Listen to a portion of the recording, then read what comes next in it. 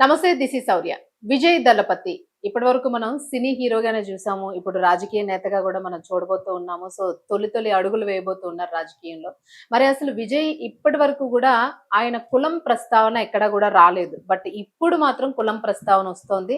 అసలు ఎక్కడ పుట్టారు, ఎక్కడ చదివారు, ఆయన కులం ఏంటి అసలు అని దీని మీద చర్చలు జరుగుతున్నాయి. సో ఓవరాల్ గా అసలు ఆయన కులం ఏంటి అనేది అయితే పూర్తిగా చర్చించడానికి మనతో పాటు ఈ రోజు senior journalist doctor Durga Vadlamani గారు ఉన్నారు. వారితో మాట్లాడదాం. నమస్తే మ్యామ్. నమస్తే.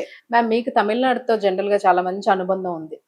చెన్నై, తమిళనాడు. సో అక్కడున్న హీరోస్ గానీ, హీరోయిన్స్ గురించి గానీ మీరు చాలా పాత వాళ్ళ గురించి కూడా చాలా బ్రీఫ్ గా చెప్తూ ఉంటారు. సో వాళ్ళు ఈ ఏరియాలో ఉండేవాళ్ళు, వాళ్ళు ఈ క్యాస్ట్, వాళ్ళు ఈ కమ్యూనిటీ, ఇలా పెళ్లి జరిగింది, ఇట్లాంటివన్నీ బాగా చాలా చక్కగా వివరిస్తూ ఉంటారు. సో విజయ్ విషయానికి వస్తే మీ దగ్గర ఉన్న ఫుల్ డీటెయిల్స్ ఏంటి? అసలు విజయ్ ఏ క్యాస్ట్, ఏ కమ్యూనిటీ? నిన్న మనం విజయ్ది వెళ్ళాలర్ కులం అని చెప్పామండి. యాక్చువల్గా అసలు మనం కులం గురించి, మతం గురించి మాట్లాడే అసలు అటువంటి ఆలోచన లేదు, ఇంట్రెస్ట్ లేదు. కానీ సోషల్ మీడియాలో విపరీతంగా అసలు దీని మీద చర్చ జరగడం, చాలా మంది అడుగుతున్నారు కూడా. దానివల్ల మనం మాట్లాడాల్సి వస్తుంది. నిన్న మనం వెళ్ళాలర్ అన్నాము. అయితే ఇవాళ వచ్చిన ఒక పూర్తి వివరాలు ఏంటంటే, అసలు వీళ్ళ తాతగారు, విజయ్ తాతగారు అంటే తండ్రి చిత్తూరు జిల్లాకి చెందిన వాళ్ళు, తళ్ళపల్లి. అక్కడి నుంచి ఆయన ఉమ్మడి మద్రాసు రాష్ట్రంలో రామేశ్వరం ఆయన వలస వెళ్ళారు.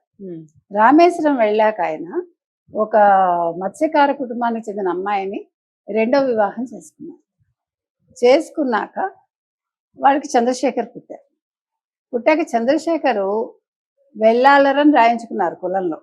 ఓకే. యాక్చువల్గా వాళ్ళు తెలుగు వాళ్ళు. అయితే వాళ్ళు తమిళియన్స్ అని రాయించుకున్నారు, వెళ్ళాలర్ అని రాయించుకున్నారు.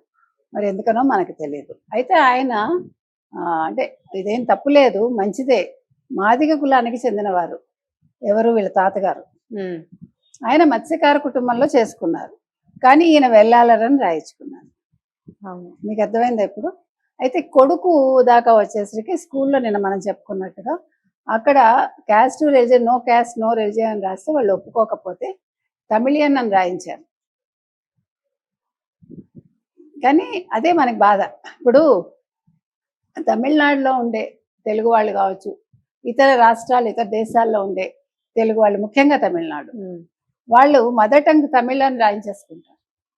అంటే వాళ్ళు సెన్సస్కి వచ్చినప్పుడు వాళ్ళు రాసేస్తారు, వీళ్ళు యాక్సెప్ట్ చేసేస్తారు. అవును. కానీ ఇక్కడ ఈయనే రాయించుకున్నారు. ఇది బాధాకరం. అయితే వాళ్ళ క్యాస్ట్ గురించి యాక్చువల్గా మనం మాట్లాడక్కర్లా. అవును. కానీ ఇవాళ సంతోషించాల్సిన విషయం. ఎందుకంటే ఇవాళ ఆంధ్రప్రదేశ్లో ఒక ఫ్లెక్సీలంతా వెలిసాయి, మా కులానికి చెందిన వ్యక్తి ముఖ్యమంత్రి అవుతున్నారని. మంచిదే. ఇప్పుడు నేను ఎప్పుడు కూడా ఒకటే చెప్తానండి, క్యాస్టు క్రీడు కాదు, అణగారిన వర్గాల్లోంచి ఎప్పుడు కూడా నేతలు రావాలి, రాజ్యాధికారం వాళ్ళ చేతుల్లోకి రావాలని. సో ఇవాళ విజయ్ చేతుల్లోకి వచ్చింది అంటే విజయ్ మంచి చేయాలని కోరుకున్నాం. ఇక్కడ కులం కంటే మతం కంటే కూడా మానవత్వం, మంచి చేయటం, రెండు ముఖ్యం. ఆయన క్యాప్షన్ కూడా అదే కదా. అదే. కాబట్టి మతం చూడొద్దు, కులం చూడొద్దు, మానవత్వాన్ని చూడాలి. సో ఆ రకంగా ఇవాళ విజయ్ ఒకవేళ తెలుగువాడయ్యి ఉండి, నిన్న మనం తమిళియన్ అన్నాం, సో తమిళవాడు కాదు, ఒక తెలుగు వ్యక్తి వల్ల ముఖ్యమంత్రి అవుతున్నాడు అంటే చాలా మంది అడిగారు, అదేంటండి మరి ఇప్పుడు వాళ్ళు యాక్సెప్ట్ చేస్తారా అని. తమిళియన్స్కి ఆ బాధ లేదండి. వాళ్ళు తమిళం మాట్లాడి తమిళాన్ని మీరు అంటే శ్వాసించగలిగితే దే విల్ యాక్సెప్ట్ అని. చాలా అది సహృదయత, అది వాళ్ళది చాలా విశాల హృదయం ఆ విషయంలో. సో వాళ్ళకి మీరు తెలుగు వాళ్ళ, మరాఠీలా, కన్నడిగాస అవి చూడరు. మీరు తమిళాన్ని ప్రేమించారా లేదా, తమిళ భాష మాట్లాడుతున్నారా, అంతే వాళ్ళ ఇది. సో ఇవాళ ఒక తెలుగువాడయ్యుండి, ఒక దళితుడయ్యుండి, ఒక మంచి స్టార్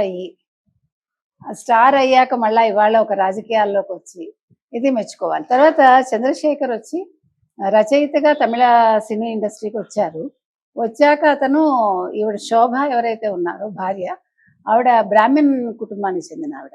వాళ్ళ నాన్నగారు నీలకంఠం గారని ఆయన ఏవిఎం స్టూడియోలో ఫ్లోర్ మేనేజర్గా చేసేవారు.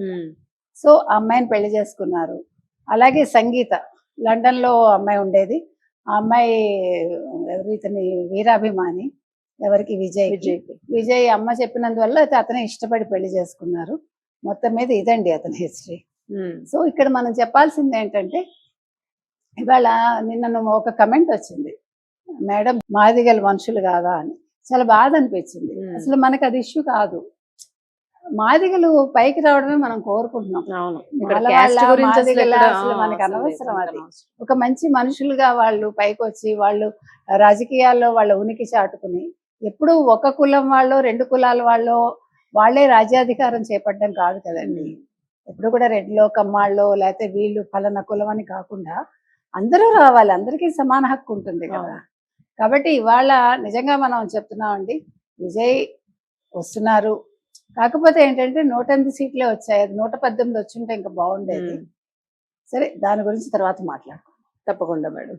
Thank you madam.